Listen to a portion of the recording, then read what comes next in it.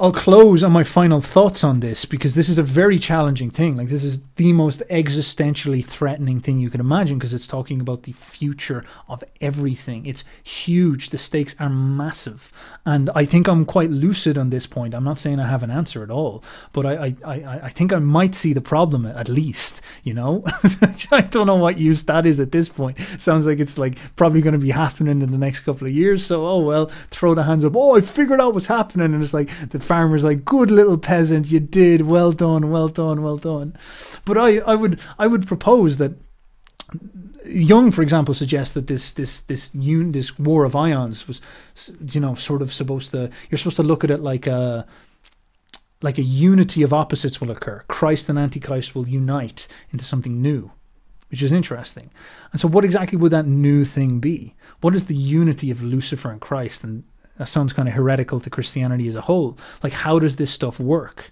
How does this stuff work? And I can't say for certain I know on the religious sense. I can't say I know how individuality is preserved and freedom and all that crap is preserved in the context of something as dramatic as this. I can't say I can see that far, but there has been hints at, even if you look at it in terms of politics, you have the conservative right wing, which is trying to pull us back to the paradise of Christianity, which might be a false paradise. And then you have the liberal left wing that's trying to pull us towards this progressive utopia, which might be a false utopia. Is there a marriage of these two sides? Does that thing sort of exist in some sense? And is there a way to respect genius and respect innovation without stripping it entirely, like stripping all of reality down entirely for the sake of genius itself, and then having nothing for genius to play with, if you want? You know, like genius with Beethoven with Christianity is maybe more powerful than Beethoven now with nothing but postmodernism, and he just makes modern art, which is almost like schizophrenia or something like this. So what do you do? How do you get these two things to unite? How do you get them to marry in some sense? And I would actually look to Napoleon as a very, very fascinating character. He often captivates my mind in that sense. He seems to have the resonant charge that these certain symbols need to have. Napoleon was someone who came out of the French Revolution, the radical, progressive, Luciferian Enlightenment moment, which ended in the Reign of Terror. But he comes out of that, but he establishes an old form on that. And he establishes it with a flash of Jupiterian power. He establishes it with like Zeus's order. And he comes in, he flashes in, and he puts shape into it. He pops himself as an emperor. He takes the Catholic Church, but he cooks the church to the new values of genius and liberation. And he presents these to the people, and the people fall in love with him. And he leads them towards, you know, a sort of giant political conglomerate. And it's all looking really well and good until, of course, he decides to invade Russia. Never invade Russia, rule number one.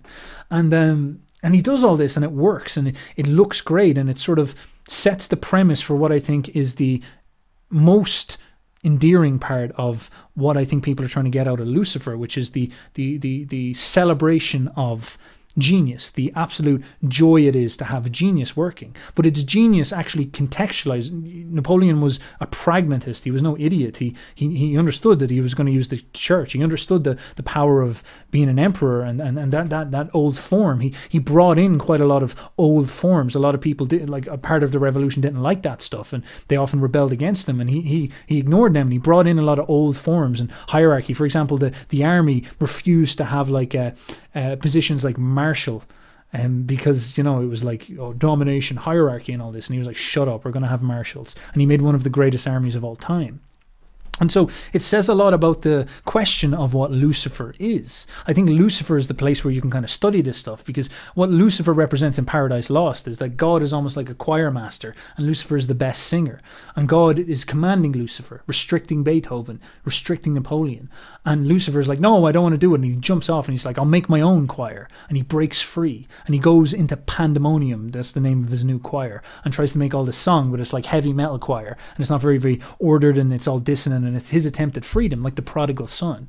And eventually Lucifer has to get pulled back in and marry again, and God comes and actually loves Lucifer nearly more than the rest of his choir. He's like, you cucks, you never rebelled. But he comes over and brings Lucifer over and it says, I'm so delighted you're back, let's celebrate. And then Lucifer joins back in with the choir and becomes the dazzling soloist who solos over the harmony that God is creating.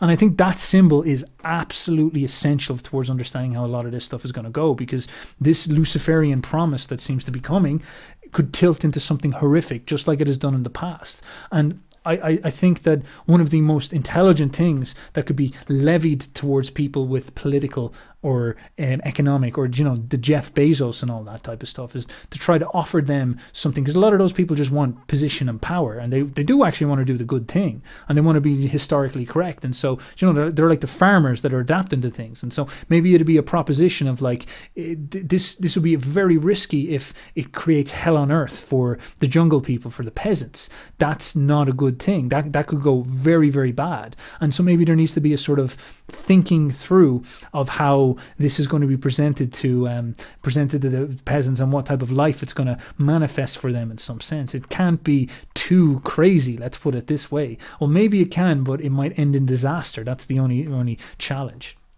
And so I guess I won't speculate more than I know, but it's something worth chewing on, and a lot of thoughts I wanted to talk about for a while contained within this. I hope you enjoyed very much. And of course, if you want to learn how to be like Jeff Bezos, I of course have all the secrets, because I've studied this stuff, because I've sat there staring at Saturn and Jupiter for thousands of years. I've understood the ordering power of the mind, how to get inside the part of your mind that's genius. I know how to turn people into Napoleon. So if you would like to become Jeff Bezos transhuman Napoleon, I recommend you book a one-on-one call with me. They'll probably be available in January or February. I'm a little bit booked out at the moment, but as I said, if you want to book in, we'll chat then for 15 minutes, and I'll get to see your position, and I'll tell you how much of how big of a farm, a plantation you can wage, so that you can take all the wagey peasants and become king of the world. Because I know that's what all you are going to take out of this, is like, fuck this, I want to be a slave master. That's what I'm going to do. So it's like, there's no hope for the boyos, no help in the boyos. You're all just evil demons. That's what I see in all that.